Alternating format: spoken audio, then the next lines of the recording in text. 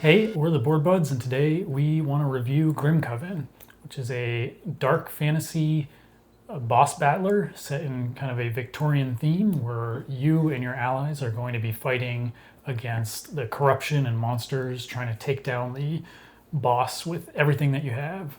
So, first, let's talk about the gameplay. So, what'd you think about the gameplay, Cody?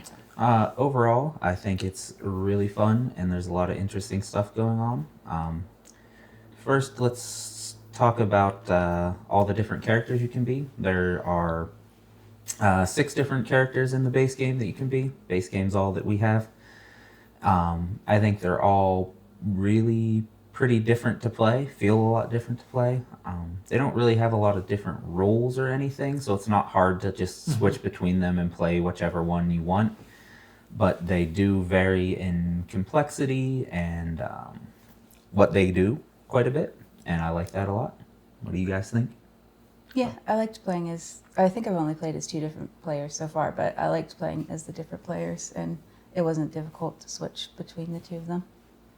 Yeah, and like I played a gunslinger on mine, which I had kind of like bullets that I could get and manage, whereas like I could look over and see that my friend was playing kind of like an angelic kind of character that had like they had to manage wing tokens Mm-hmm. to do different abilities. So it definitely seemed like a lot kind of different between the characters, and also when you pick a character, you get to pick between which weapon and which armor that you want. So that also gives you a little bit more variety for that character because, like, for the gunslinger, I could pick like a long range rifle, or I could pick like a short range shotgun that was able to like ignore a line of sight.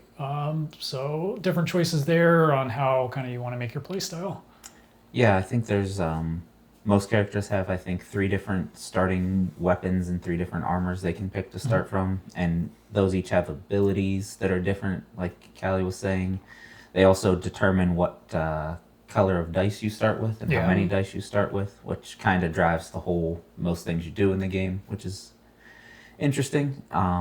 Some of the other characters, I played just a sword guy. I don't remember what he was called, but he had like a possessed sword that slowly awakened as you did things, and you could spend levels of its awakenedness to do more powerful things, or if you just kept it highly awakened, it would enhance one of his main player board abilities. So and then there's some like support characters that do more healy things and a lot of like utility moving other characters around and such. I think that was the mannequin did a lot of that. And yeah, there's definitely a good variety of stuff and they all seem really interesting. There's none of them that I'm just not at all interested in playing. Like I want to get to play all of them and experiment. Yeah, definitely. And like you said, you cards that you pick kind of change your dice pool, and each dice color kind of corresponds to a different type of action. Whereas, like, you have dice that have more attack faces on them, you have dice that have more defense or more magic or more movement. So, depending on how you want to kind of go, you can pick your equipment to be specialized more in a certain, like, either moving or more defensive or more offensive. I guess while we're on the character stuff, we should talk about leveling up in this, since that's how you build your character. You level up by spending Lament, which is the experience, I guess, of the game. You can get that by picking it off of Lament rifts on the board or by killing enemies. If you kill a more powerful enemy, everybody in the party will get some experience. Whoever dealt the killing blow will get more, but then everyone will get at least a little bit. And you spend that between rounds to level up. And when you level up, you can choose to either get a new dice of any color and add it to your dice pool, or you draw, I think, 2 cards from your, I don't remember what it's called, evolution deck or something like that, which is more abilities that you can unlock for your character. So more places to put dice, more ways to attack or move or whatever. What do you guys think of that level up system? I liked it, but sometimes it was hard to choose between like, do I want more dice or do I want these abilities because these are really cool? and that was a little frustrating at times, and trying to figure out like, okay, which one's more helpful at this time in the game and stuff. Yeah, I think early on it's really hard to judge how useful an extra dice could be. Yeah. Because it's like effectively an extra action. But the abilities all seemed pretty good, especially like some of the ones I got were like passives that just gave me like rerolls, which then I could later got another ability that let me use those to increase my damage. So it was hard to really pass up on anything because they all seemed really good, especially when you get like two skills that you want both of them, but you can only take one. So it's definitely a difficult choice, but it added some interesting things, different options, and I like that you can kind of build in different ways depending on what cards you get. Mm-hmm. Yeah, I think it's probably maybe my favorite part of the game is the level up system. Like Annie said, it is a hard choice, but that's what I like about it. I like that it's a difficult choice where you get to pick between the dice or one of the abilities. Because maybe you get two abilities that you really like, but you also really need more dice. And you have to decide what you need at that moment that's going to help your team actually survive and win this. Mm-hmm. So I thought that was really good. Anything else we want to talk about with the level up stuff? Move on to something else. I think another thing that we should mention is once you get to a certain level on your board, flip over. You actually get to flip, and you kind of become this like corrupted version of yourself. So all of your abilities will get stronger. Basically, your core passive ability will get stronger, and you'll get some more health, and usually like some kind of passive that happens. But the downside of that is like the more corruption or lament that you get when you draw these cards through each round that do hunger effects. The higher you up are on the lament, the worse the results will be. Whereas when you're at a low level, they generally will be good, but the higher you are, they will be a lot worse. Mm-hmm. So in some regard, you're getting stronger, but you're also dealing with some harder negative effects. Yeah, that's a good way to balance. If you not just rushing to the highest level you can get as fast as possible, because if you get there immediately, you're probably just not going to be able to deal with the negative effects of those event cards or whatever they are. But yeah, that's a good point. Yeah. You guys want to talk about like moving around on the map and stuff? Yeah, we can just do the general dice system and how that works. So everyone has a player board that has some generic slots there's two different move slots, a reroll, a gain a reroll slot, and some other things. One of them lets you share your dice with someone else, which I think is a good addition. Yeah. But basically, you roll your whole dice pool, and based on the face of it, which I think it's attack, a magic symbol of some sort, and a move, maybe another one. And a shield. Oh, and a shield. Based on that, you can put the dice in different slots on your either your character board or any of the upgrade abilities you have, or your starting weapons and such, to do various things, such as move around, fight the enemies. Well, do damage to the enemies, or gain some like reroll tokens or other things. So what do we think of that? Well, I think in general it was a pretty cool idea. It can be pretty tough sometimes if you want to like move a lot and you only have one move space on your board. Well, you do have a generic move and a dash, so sometimes your board really gets clogged up. So you might have to take that into account when you are kind of building. Although I think a lot of I specifically would get more attacks, so it was harder for me to get more movement. But overall, I thought it was pretty good. Like Cody said, giving dice to other people was pretty nice, especially if you roll a dice that you don't need, but somebody else like needs it really bad. Also, part of that is the dice have a double face on them, usually for the type of dice it is, and some of your actions might require two faces to do, like a two magic symbols. So you could either pay that with one double magic symbol dice or two separate dice. So that was pretty interesting that, some you have to commit harder to if you want to do, but usually you get a more powerful effect. Yeah, I think there's a lot of. I like the double thing is cool because sometimes you just have to use a double for Yeah. a single thing and you just lose it. And I think the ability to give one of your dice to somebody else is pretty helpful in this to help mitigate that whole Yeah. I didn't roll what I needed, but someone else did, and that can let you have some better things happen that you need to happen to survive. Because this is definitely not a easy game to win. I Yeah. think. Yeah. Yeah, I think it's fun to roll the dice and try to plan out your whole. Kind of with everybody, you got to plan out what's going on and what you're going to do for the whole round. Yeah, talking about like, I can do this much damage this time with what Yeah. I rolled. What can you do? Like, what should we do?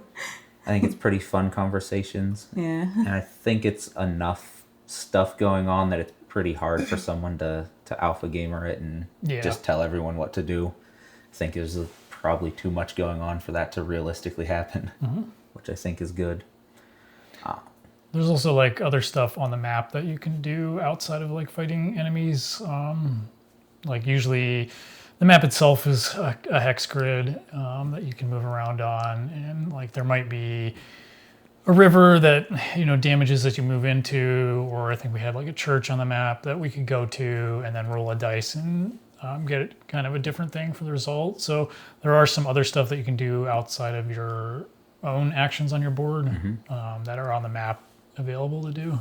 Yeah, based on the scenario and the boss you're fighting, you'll set up different things on the map, like the church, and also each type of terrain, like forests and rivers. There's a few cards for each type that some will come up each scenario based on what the scenario setup says, and that adds a good bit of variety. I think that's one of the key things of this is the amount of variety in here is kind of staggering. There's so much stuff. Yeah. Want to talk about bosses next? Yeah. Overall, there's six different bosses I think in the base game that you have. 6 bosses, and they each have 5 difficulty levels scenarios each. Yep. So the bosses themselves kind of have a deck, and there's also like a mini boss and a bunch of event decks that you put together. So at the end of every round, I believe the boss, you'll kind of go through a step of 5 different actions where the small minions and then the bigger minion and then the boss will do their actions. So the boss itself has like a couple attacks on its board, and you're essentially trying to do enough damage to defeat that attack to either at least nullify it or make it weaker. And doing that is also kind of how you beat the boss. So you're looking to actually destroy the attacks, but part of that is also that you can do enough damage to weaken it, and usually you might want to do that just to survive, even if you can't kill it, because letting a attack go off that is not weakened can be pretty devastating. Yeah, that was an interesting decision of, do we actually try to kill this attack to stop it? Can we even do that, or do we just do enough damage to it to make it a little bit weaker and survive and maybe focus on the one that's coming up next? But on the boss board, you always have the attack that's going to happen this round, and then you can see the attack that's going to happen the next round. So you always have those two things, and you can work on doing damage to either of them. One thing I know our group tended to find frustrating with that was if you kill the attack that's happening this round, most of the time the one that's coming up next round just slides into that slot and will happen anyway, so you don't get like a round off. But you do roll a d12, I think, maybe d10, something, and based on one of the sides of that will make it actually not happen that round. Yeah. But the card that determines that is also based on the boss scenario, so that's not always the case either. Yep. Any thoughts about boss things that you want to say? Yeah, sometimes it was frustrating because it's like, do we kill this like the smaller boss, or do you go after the big boss? And like, it was hard to decide sometimes, and like, well, this one's going to kill me if I don't like, or give me damage if I don't do something. So like, we got to at least take care of that one. But killing the big boss is the only way you actually end the game and win. We definitely got into a lot of the game. Definitely feels pretty hopeless a lot of the times. Yeah. Like the first few rounds, you're gonna feel like you've not really done anything. Yes. Because, like Callie said, you have to kill all but 2 or 3 of the main boss's attacks, and then he'll enter a final phase, which just killing 8 or 9 or 10, however many attacks from him, doesn't end the game or kill him. It just gets you into his final phase. So it feels like you're not making a lot of progress a lot of times, but when you get rolling and kind of get over that hill, it kind of goes a lot smoother. Yeah, I think especially once you get your corrupted forms, it feels like you get a lot stronger and are able to deal with that a bit more. But early on, it definitely feels pretty tough, especially if you kind of get overwhelmed. Mm-hmm. I will say we've still only mostly played against the level 1 bosses. We've not really ventured past that yet, so I imagine it gets a lot harder. I think as you play more, it's definitely, I got a better understanding of like how to do things, and I think a large part of it is reading what the boss is going to do in advance and planning around that, because oftentimes you can know exactly where the boss will end up, so you can either all move out of range, or if somebody's healthy enough, you can be like, hey, can you run up to the boss, take this attack so it won't hit all of us, it'll just go hit you.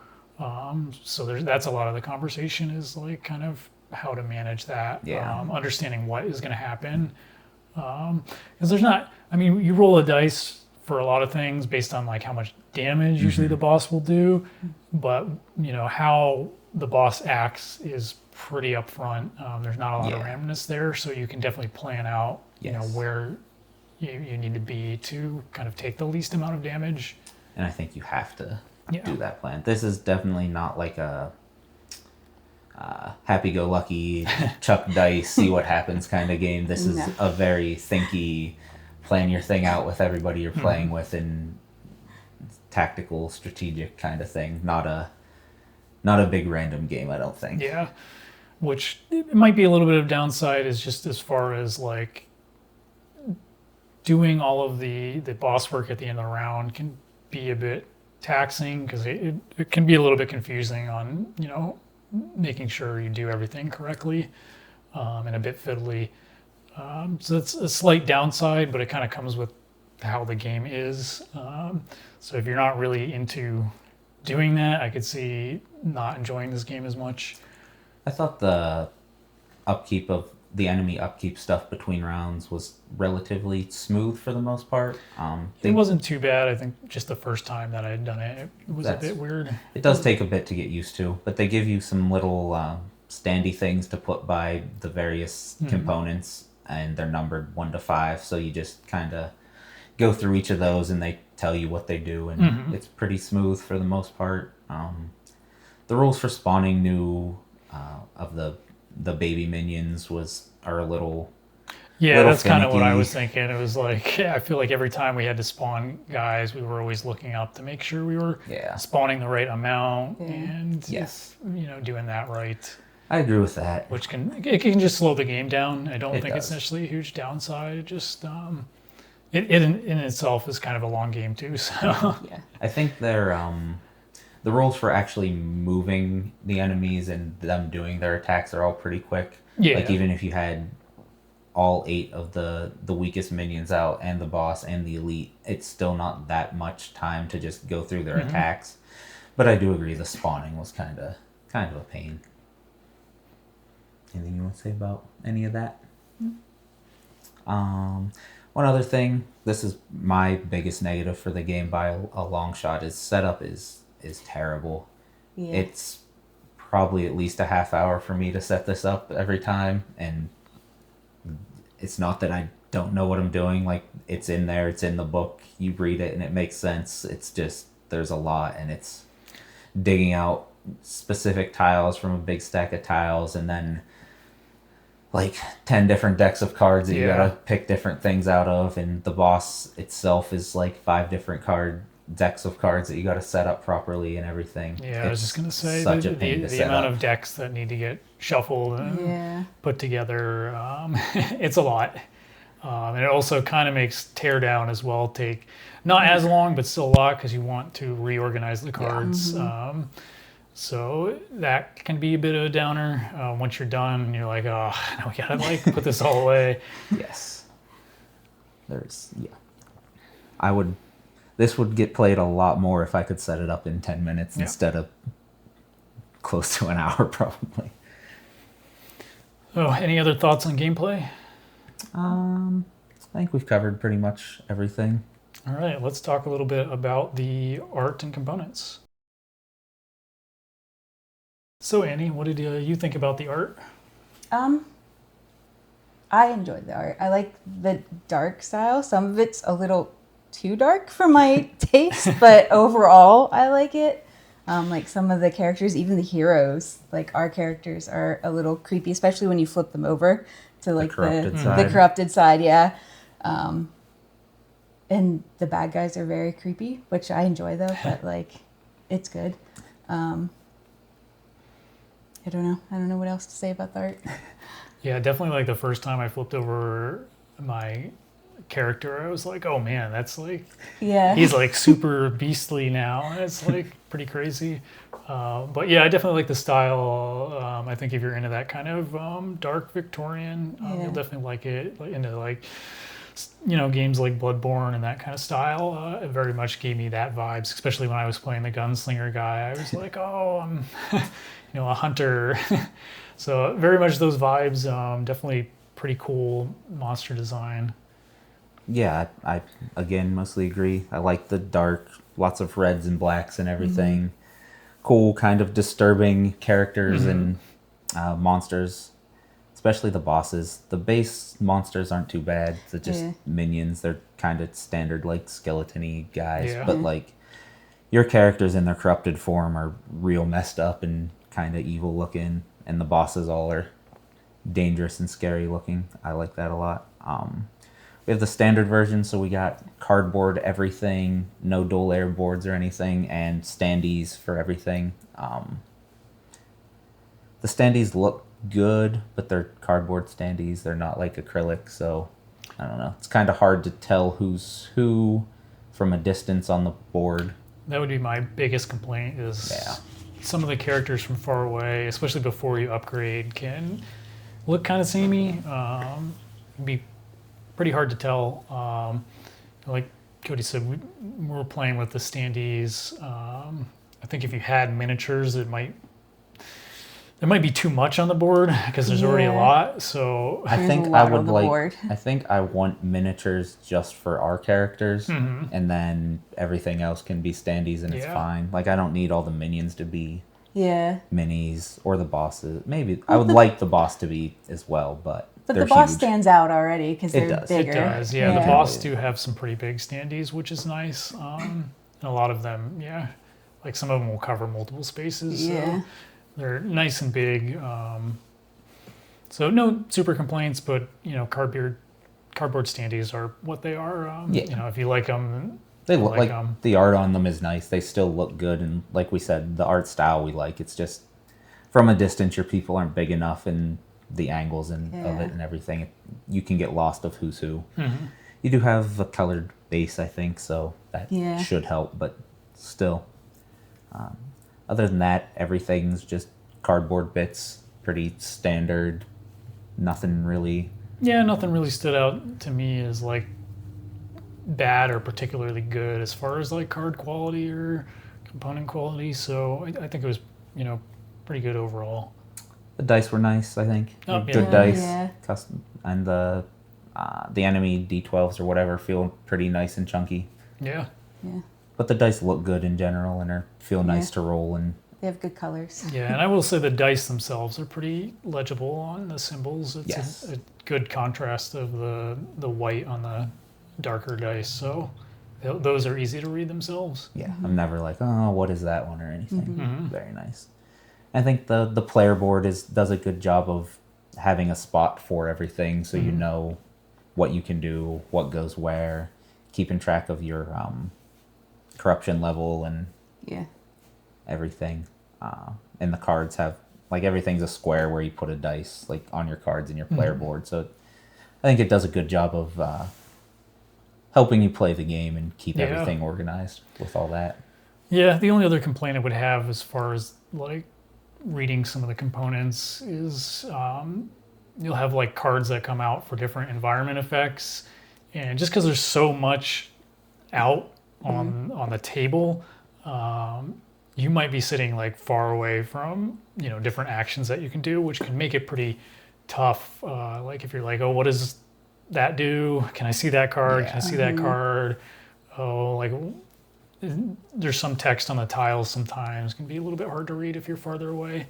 Yeah, you definitely can't actually see everything, especially if you're playing with more than like 2 people probably. Yeah. And definitely if you are like sitting far away from the boss, which is probably the most important thing, I think, is like understanding how the boss works. I agree. So it kind of sucks for me to be like, oh, hey, can you tell me again what is the boss going to do again? Instead of just being able to kind of look over. So I don't know if there's a good way to mitigate that outside of like just having a giant cheat sheet or something that you can share with other people. But even that with the boss, you wouldn't know which cards. So yeah. I think that's just, I agree that's annoying and kind of sucks, but like that's, you just got to communicate with people to figure out the boss thing. But with the environment stuff, you're just asking people, what is that? What can I do there? Let me see that. And this game has a huge footprint on the table. I don't think we could play this with us 3 on this table. I don't. Yeah, we'd have to kind of expand out. Maybe if we took the side rails off, maybe. But even then, I don't think it would work.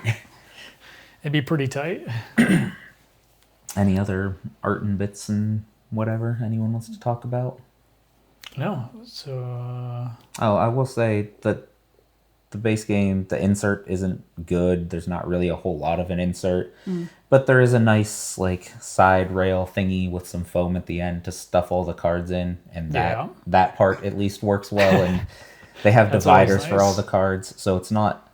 It streamlines finding the right cards as much as it could, I guess. So that's nice. The rest of it's kind of just thrown in there, but whatever. That's fair. All right, well, let's talk about score then. All right, so Annie, why don't you start us off with your score? I'd give it a 7 out of 10.